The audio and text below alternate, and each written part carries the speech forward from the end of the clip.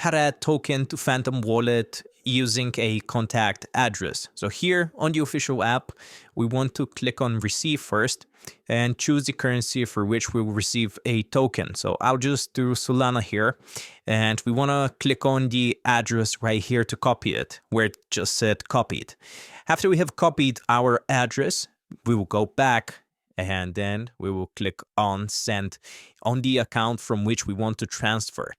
So click on send on the account, like I said, from which you want to transfer. And again, we will choose Solana. So make sure you do the same cryptocurrency. And where it says to, we can just paste from the clipboard. So it's going to be the address. As you can see, it gives us a green check mark. And if I click on next, it is going to ask for the amount which we want to send or receive, sorry.